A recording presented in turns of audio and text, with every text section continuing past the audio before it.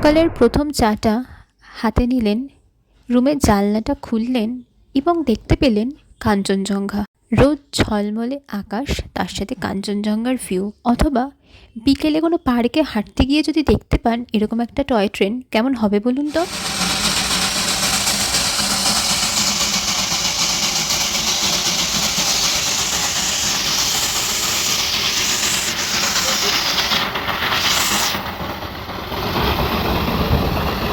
Hello সবাইকে জানাই স্বাগত আমাদের চ্যানেলের নতুন আরেকটা ভিডিওতে। প্রায় 1 বছর পর আমি আবার ঘুরতে যাচ্ছি, আর এই ঘুরতে যাওয়াটা কিন্তু আমার কাছে অনেক স্পেশাল, কারণ আমি জীবনে প্রথমবার যাচ্ছি দার্জিলিংয়ের প্ল্যান বহুবার আগে হয়েছে, কিন্তু ক্যান্সেল হয়ে গেছে। আর এই যাওয়াটা আরও বেশি আমার কাছে স্পেশাল, কারণ বন্ধুদের সাথে রাতে ট্রেনে করে দার্জিলিং যাচ্ছি। এটা জানি অনেকেরই একটা স্বপ্ন, আমারও স্বপ্ন ছিল, যেটা ফাইনালি আজকে পূরণ হতে চলেছে। তো প্রত্যেকবারের মতন ভিডিওটা বাড়ি থেকে শুরু করলাম। আর যারা চাইছেন 3 নাইট 4 ডেজের একটা শুধুমাত্র দার্জিলিংয়ের ছোট্ট ট্যুর প্ল্যান দেখতে, তারা এই ভিডিও ডেসক্রিপশনটা অবশ্যই চেক করবেন, সেখানে আপনাদের জন্য ছোট্ট করে একটা পুরো ভিডিও করেছি আমি।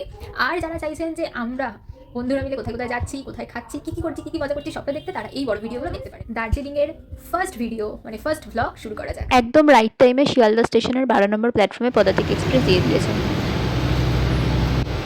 10 বাজে ট্রেনে আমাদের লাগেজগুলো একদম সব ঠিকভাবে রেখে দিয়েছি, একটু বাইরে রেখেছিলাম ফটো ভিডিও তোলার জন্য। আর পেছনে রয়েছে সিলভি।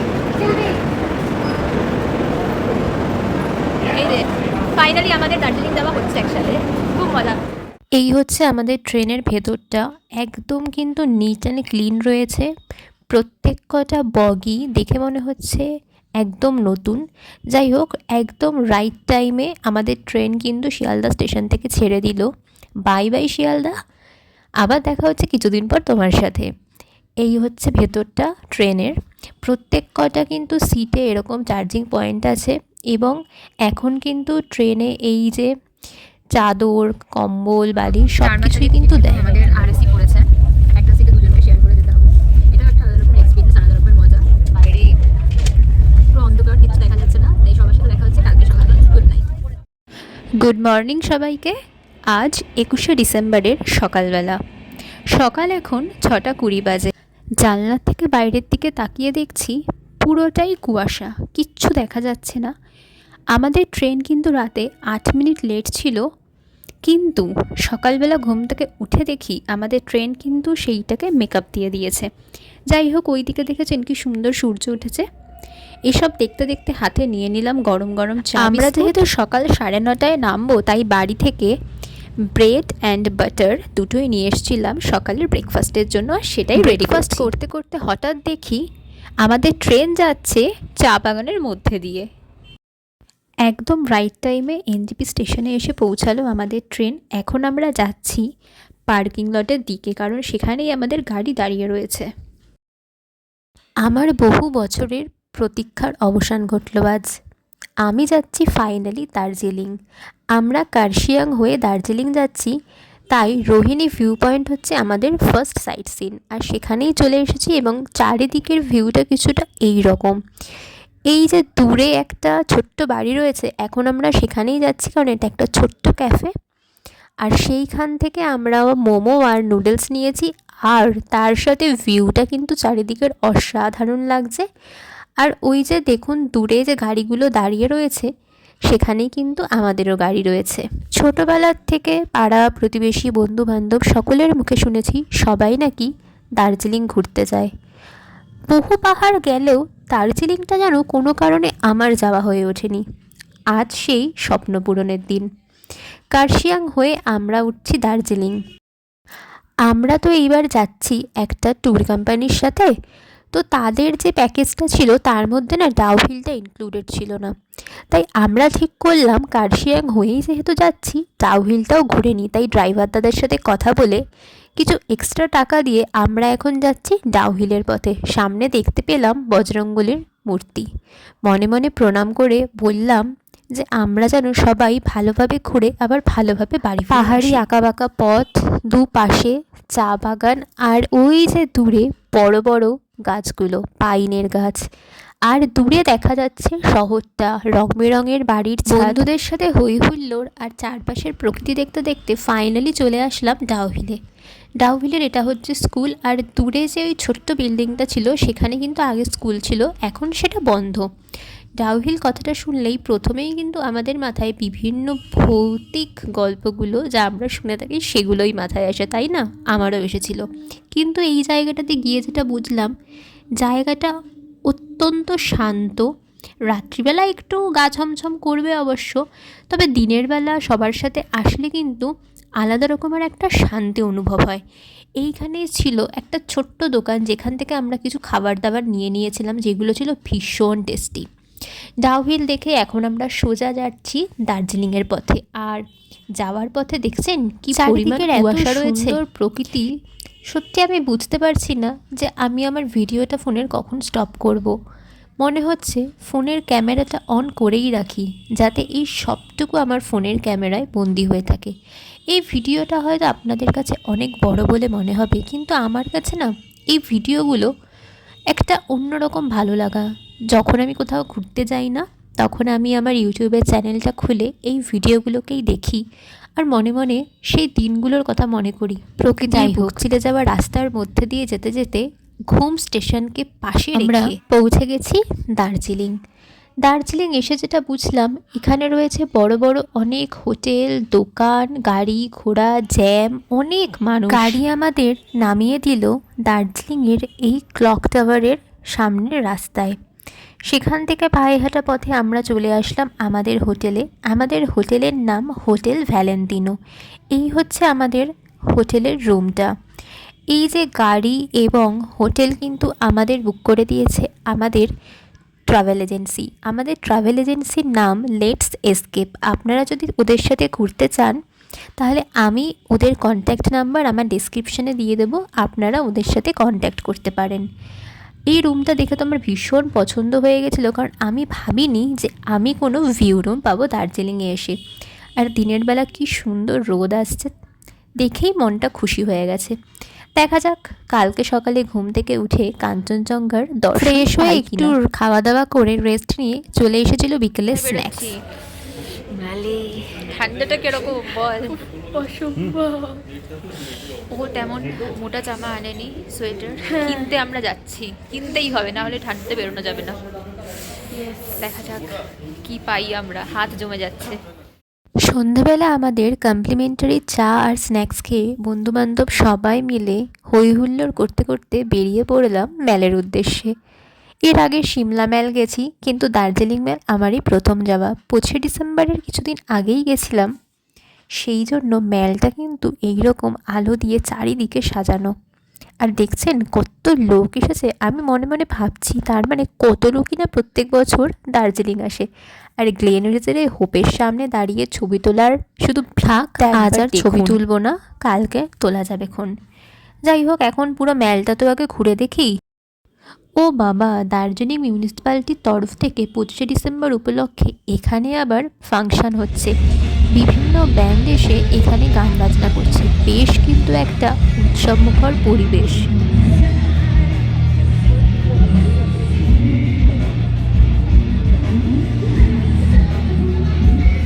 আজকের মতো আমাদের ম্যালে ঘোরা কমপ্লিট। বাইরে ভালো ঠান্ডা রয়েছে, ম্যাল থেকে আমরা কিছু কেনাকাটাও করেছি।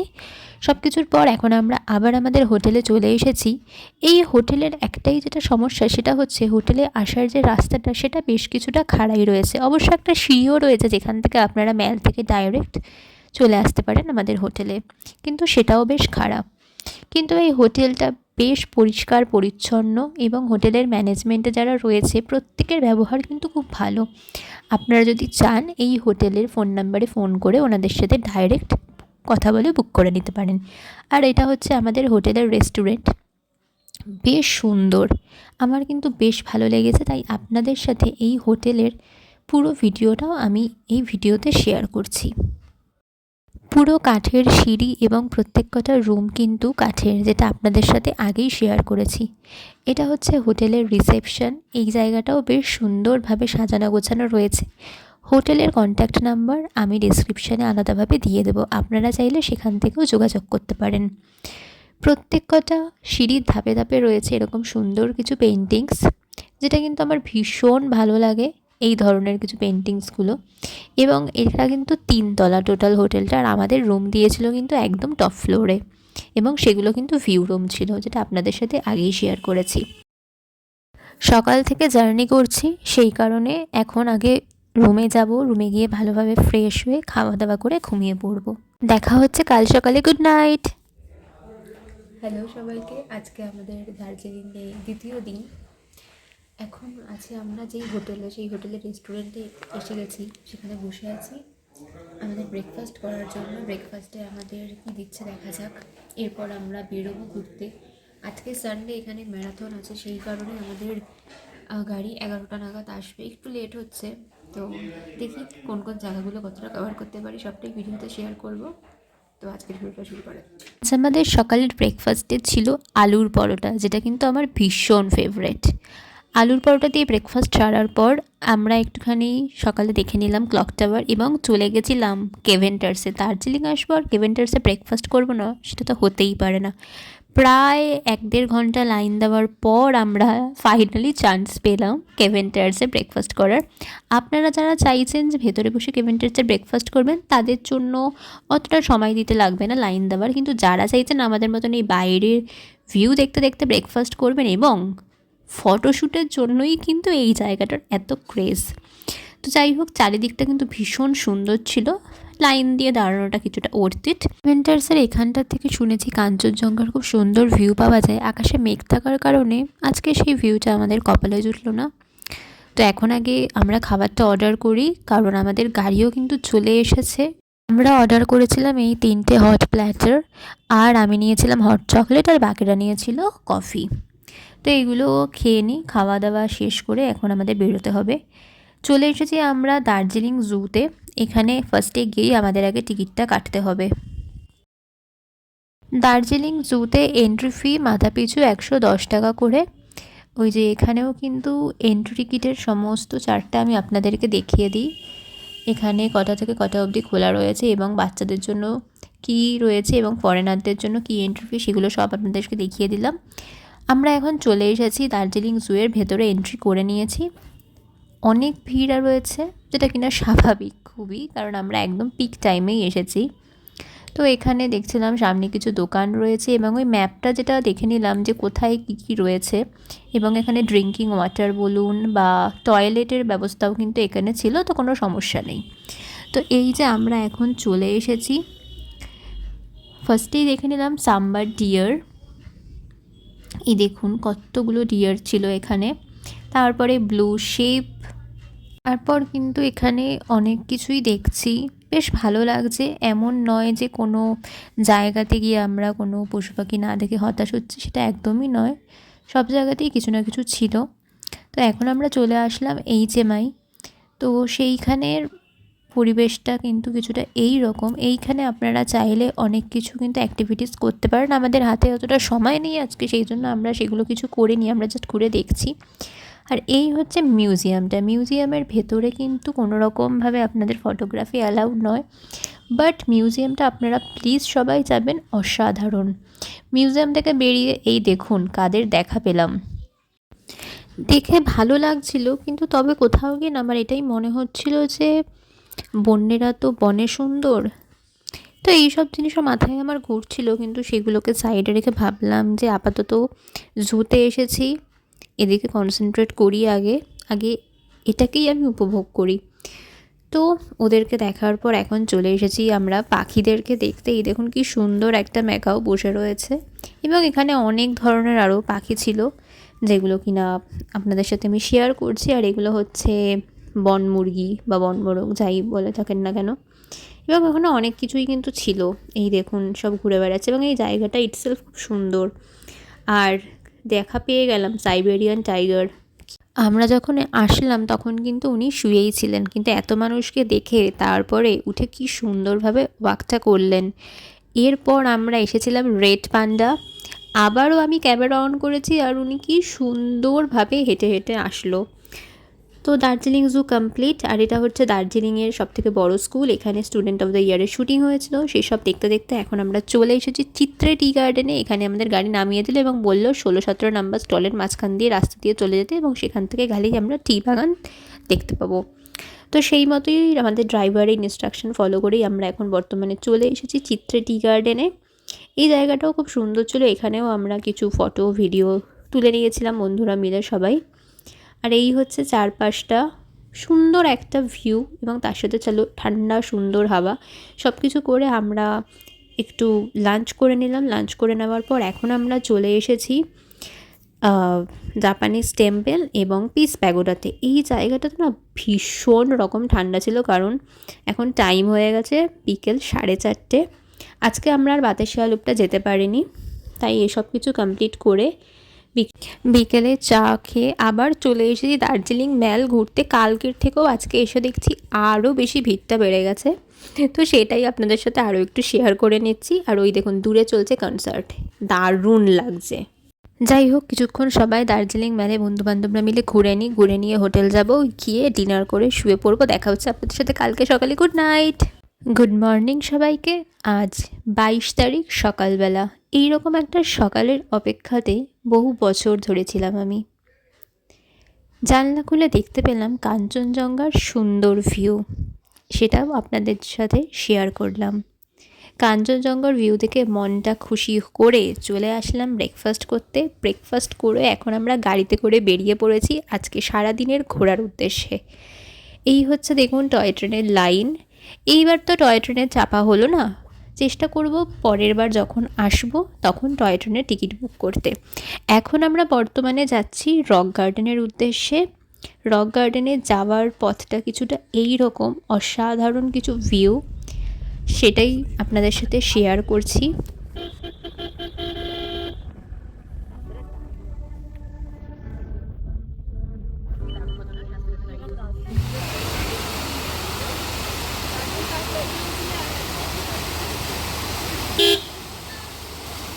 ফাইনালি পৌঁছে গেলাম রক গার্ডেন।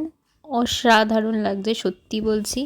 রক গার্ডেনটা যেটা বুঝলাম, চারিদিকে ঘন জঙ্গল, তার সাথে ফুলের গাছ, তার সাথে রয়েছে সুন্দর একটা ওয়াটারফল। সব কিছু মিলিয়ে কিন্তু দারুণ ফটোজেনিক একটা জায়গা।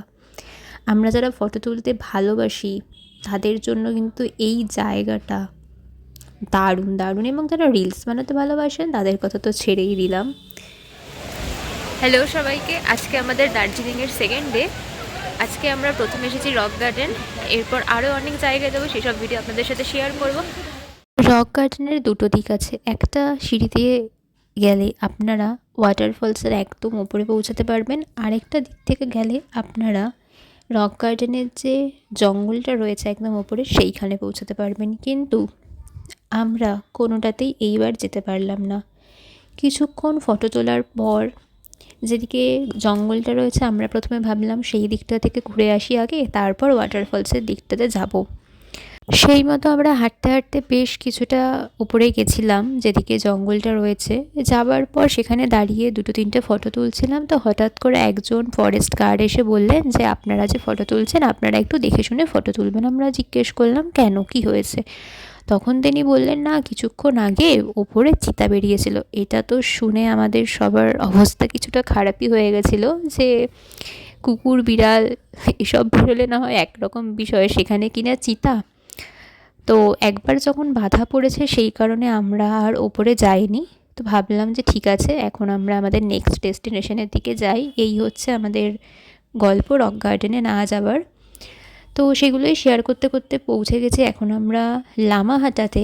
লামাহাটা ইকো পার্ক অসাধারণ একটা সুন্দর জায়গা। তো অনেকক্ষণ হয়েছে আমরা ট্রাভেল করছি, তাই আগে আমরা কিছু খাওয়া দাওয়া করে নিলাম, কারণ প্রায় দুপুর 1-1:30 বেজেই গেছে। খাওয়া দাওয়া শেষ করে লামাহাটা ইকো পার্কে টিকিট কেটে এখন আমরা ফার্স্টেই চলে যাচ্ছি লামাহাটার। এখানে একটা ছোট্ট পুকুর আছে, 750 মিটার ট্রেক করে যেই পুকুরটাতে যেতে হয়, সেটা বেশ কিছুটা ওপরে, প্রায় 1 কিলোমিটার মতো রাস্তা। এই পাইনের জঙ্গলের মধ্যে দিয়ে যেতে যেতে অসাধারণ আমাদের একটা এক্সপিরিয়েন্স হচ্ছে। এদিক থেকে আসল রাস্তা, বাট আমরা এখান থেকে শর্টকাট। কেমন লাগছে? খুব ভালো লাগছে। কেমন? দারুণ। লামাহাটাতে যেখানে পন্ডটা রয়েছে, পুকুরটা বা লেকটা, যাই হোক, তো যাচ্ছি সেই দিকেই। অনেকটা রাস্তা দেখ, ওই নিচ থেকে একদম আমরা উঠে এসেছি। অনেকেই আসছে এরকম, অনেকেই।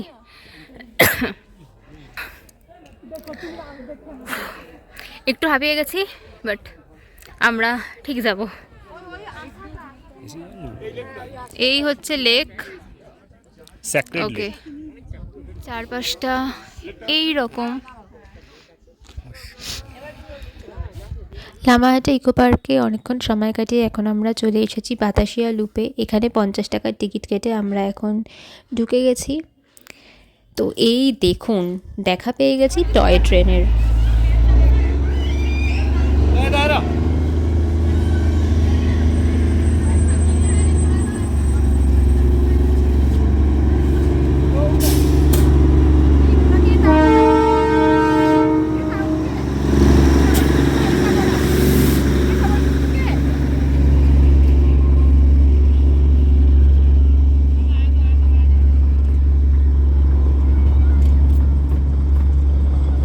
এখন বিকেল প্রায় 5টা বাজে, সেই কারণেই বাতাসিয়া লুপ কিছুটা খালি, আর এই আই লাভ দার্জিলিং লেখার সামনেটাও খালি, দেখছেন?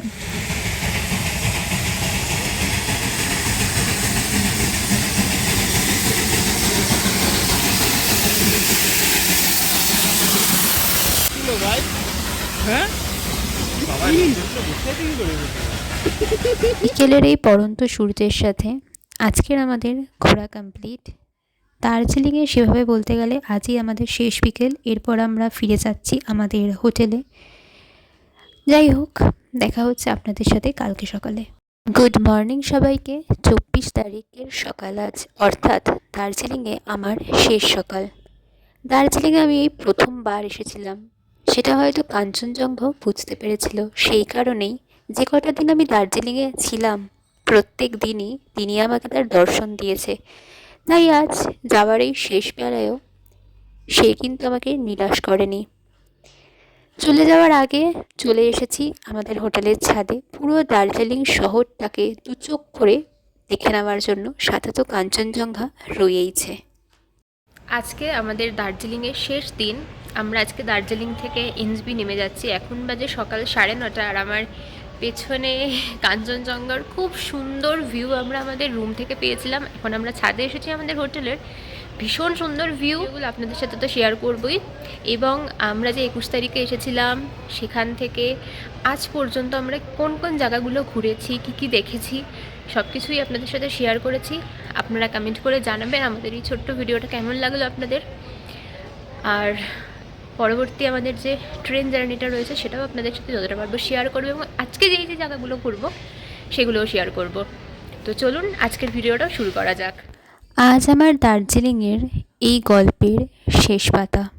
মনটা একটু খারাপ, তবু চলো ঠিক আছে, বাড়ি ফিরলে তবেই তো আরও একটা নতুন জায়গায় আসার প্ল্যান করা যাবে। তাই দার্জিলিং শহরকে টাটা বলতে বলতে ঘুম মনেস্ট্রিকে পেছনে ফেলে এগিয়ে যাচ্ছি আমার বাড়ির পথে।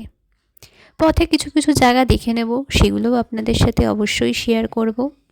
এই দেখুন, যেই ঘুম স্টেশনকে একদিন সঙ্গে নিয়ে এসেছিলাম দার্জিলিং, আজ সেই ঘুম স্টেশনকেই পেছনে ফেলে চলে যাচ্ছি বাড়ির উদ্দেশ্যে।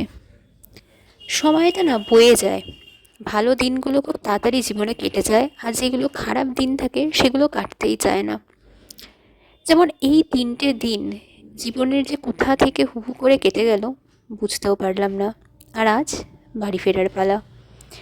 মন তো যেতে চাইছে না বাড়িতে, মনে হচ্ছে এই পাহাড়েই কোনো একটা ছোট্ট বাড়ি বানিয়ে থেকে যাই, কিন্তু কী আর করবো, ফিরতে তো হবেই।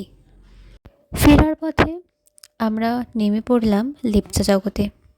কী সুন্দর রাস্তাটা, তাই না? চারিদিকে এত উঁচু উঁচু পাইনের জঙ্গল, তার মধ্যে দিয়ে একটা ছোট্ট রাস্তা। আর এই হচ্ছে লেপচা জগৎ ইকো পার্কের পাইন ভিউ ফরেস্ট। এখানেও 20 টাকার টিকিট কেটে ভেতরে ঢুকে গেলাম। এই জায়গাটাও না আমার কিছুটা সেই লামাহাটার মতোই লেগেছে। এখানেও কিছুক্ষণ সময় থাকি, কিছু ফটো তুলি। এই ভিউটাই অসাধারণ লাগে আমার। এখন আমরা যাচ্ছি মিরিকের দিকে, আর এই যে বাড়িঘরগুলো ড্রাইভার সাহেবের থেকে জানলাম সবটাই কিন্তু নেপালের। ওই সাইডের যেসব মানুষজনকে দেখতে পাচ্ছি সবাই নাকি নেপালি। চলে আসলাম সীমানা ভিউ পয়েন্টে। এইখান থেকে শুনেছি নেপালের গ্রামের একটা ভিউ পাওয়া যায়। তো চলুন এগিয়ে যাই। এখানেও অনেক মানুষজন রয়েছে। এই পতাকাগুলোকে কী বলে যেগুলো লাগানো রয়েছে, আপনারা কেউ জানলে কমেন্ট করে আমাকে বলবেন তো। আর এই দেখুন, ওই যে দূরে একটা ছোট্ট গ্রাম দেখা যাচ্ছে, সেটাই নেপালের গ্রাম। আর এটা হচ্ছে সীমানা বাজার। এখানে অনেক টুকিটাকি জিনিসপত্র রয়েছে, আমিও কিছু জিনিসপত্র আমার বাড়ির জন্য কিনি। আরও একবার চোখ ভরে দেখে নিই এই জায়গাটাকে, দারুণ। আমার তো বেশ ভালো লাগছে এই জায়গাটা। পাহাড়ের কাছে আসলে মনে হয় যে আমরা কত ক্ষুদ্র, তাই না? এই দেখুন, রাস্তার ওই দিকে যারা দাঁড়িয়ে আছেন তারা সবাই নেপালের লোক। ব্যাপারটা ভাবলেই খুব অবাক লাগে। আর ওই যে ওই সাইডটা হচ্ছে পশুপতি মার্কেট এবং নেপালে যাওয়ার হচ্ছে রাস্তা। যারা একদিনের জন্য নেপালে ঘুরতে যেতে চান তারা কিন্তু ওখান দিয়ে যেতে পারেন। এখন আমরা যাচ্ছি গোপালধারা টি গার্ডেনের দিকে। দু সাইডে চা বাগান রয়েছে। এই চা বাগানগুলো দেখলে না আমার কেরালাসী মুন্নারের কথা মনে পড়ে। মুন্নারে আমি গেছিলাম 2017 সালে। এখন দাঁড়িয়ে মনে হয় তখন যদি ছোট ছোট ভিডিও করে রাখতাম তাহলে কতই না ভালো হতো। সেই জায়গাগুলো এখন আবার দেখতে পেতাম। দুধারে এরকম চা বাগানের মধ্যে দিয়ে আমাদের গাড়ি ছুটে চলছে। অসাধারণ একটা ফিলিংস হচ্ছে এবং তার সাথে সাথে মনটাও কিন্তু আমার বেশ খারাপ আজকে, কারণ বাড়ি ফিরছি তো। দূরের যে বাদামি পাহাড়গুলো দেখা যাচ্ছে সেখান থেকে নাকি চা পাতা তোলা হয়ে গেছে, তাই ওই রকম লাগছে দেখতে। চলে এসেছি আমাদের মিরিকে। এই মিরিকে আমরা লাঞ্চ করে নিয়েছি।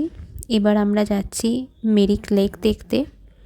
মিরিক লেকে যাওয়ার আগে যেখানে আপনাদের গাড়ি পার্কিং করে দেবে সেখান থেকে আপনাদের বেশ কিছুটা হেঁটে যেতে হবে। আর এই মিরিকের যে এই গার্ডেনটা রয়েছে এখানেও কিন্তু ঢোকার জন্য আপনাদেরকে এন্ট্রি ফি দিতে হবে।